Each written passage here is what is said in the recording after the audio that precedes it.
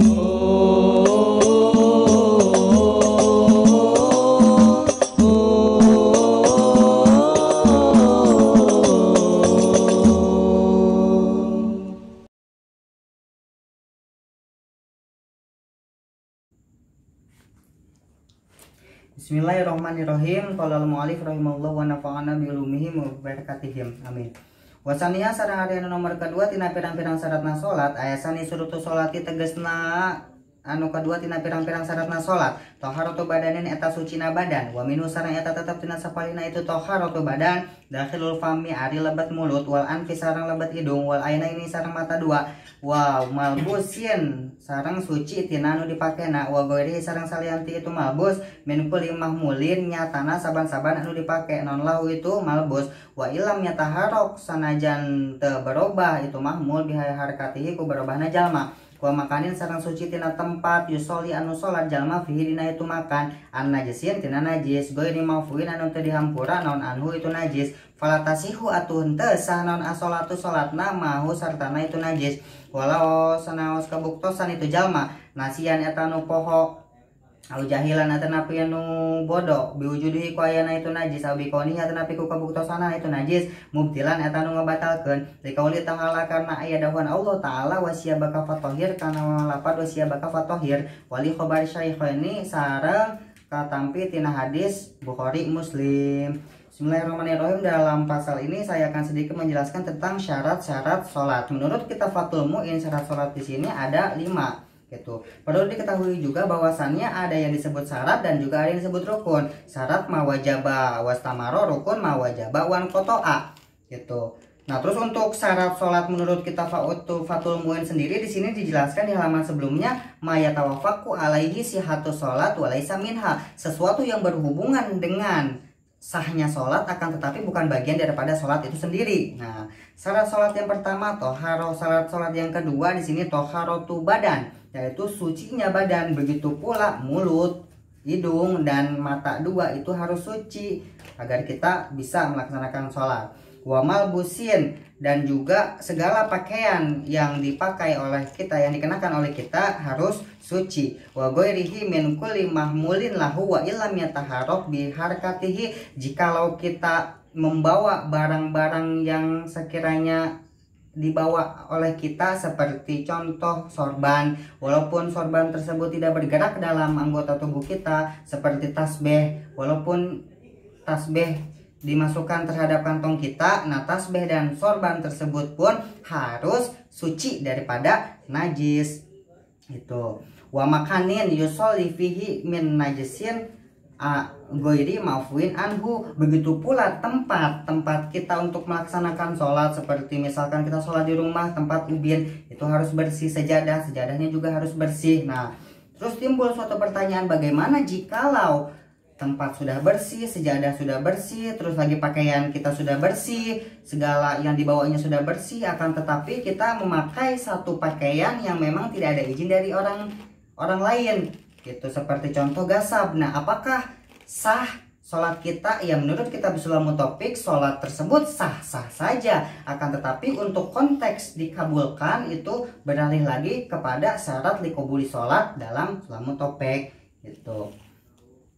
Terus lagi, bagaimana jikalau kita menggelar suatu sejadah di mana sejadah tersebut, di bawah sejadah tersebut kita ada najis. Nah, apakah sholat kita sah? Menurut kitab Kifayatul Ahyar, Imam Taqiyuddin Abu Bakar menjelaskan ada 2 kaul.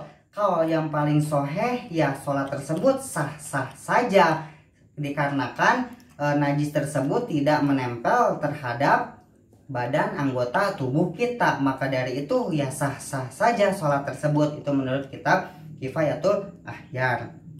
Nah, falatasihu as-sholatu mahu walau nasiyan au jahilan biwujudihi. Bagaimana jikalau seseorang sedang sholat tapi seorang tersebut lupa akan hukum yang tadi sudah dijelaskan, atau orang tersebut tidak mengetahui akan hukumnya yang tadi sudah dijelaskan, apakah sah sholatnya? Falatasihu, sholatnya orang tersebut tidak sah, gitu. Wala yadur muhadatun najsin li badanihi lakin tukrahu ma muhadatihi. Ini bagaimana jikalau ada najis yang mana najis tersebut berpapasan dengan kita, dalam artian kalau misalkan di dalam sholat kita di depan sejadah kita itu ada kotoran yang mana kan sejajar ya dengan badan kita. Nah, hal tersebut itu tidak mengapa jikalau tidak disingkirkan, akan tetapi hukumnya juga hukumnya makruh gitu. Terus lagi dilanjutnya wasaqfu kadalika, begitu pula jikalau ada najis yang ada di atas kita, model contoh seperti kita sholat di dalam rumah yang mana rumah kita tersebut di atas kita sholatnya itu ada kotoran cicak. Nah, hal tersebut jikalau memang jikalau memang dekat, hal tersebut bisa tidak mengapa gitu, asalkan makruh tadi hukumnya disambungkan dengan kemakruhan yang tadi sudah dijelaskan gitu.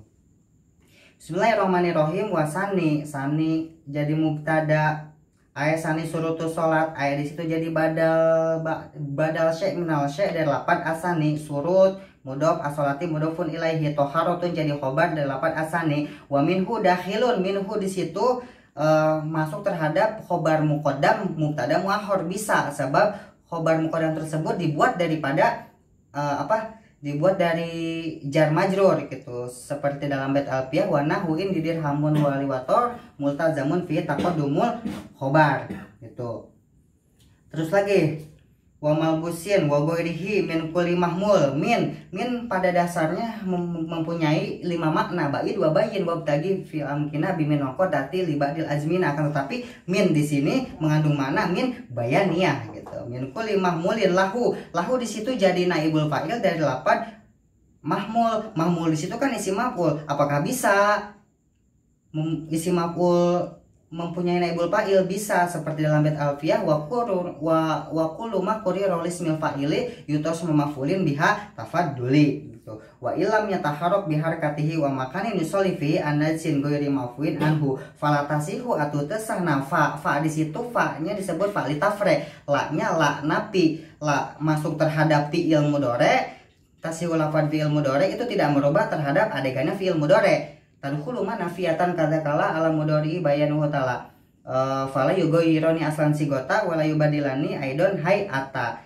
As-sholatu fa'ilun min fasihu wa marfuun wala matarafihi domatun dohiratun fi akhirih. Walau nasian lau di situ launya disebut lau syartiyah yang mempunyai nasian di situ jadi khobar dari lafaz kana yang dibuang. Kana bisa dibuang, bisa, seperti dalam bait alfiyah wa yahdifunaha wa yubkunal khobar wa badain walau kasirun das tahar gitu. Jadi asalkan kana tersebut terjadi setelah lao syartiyah atau in syartiyah.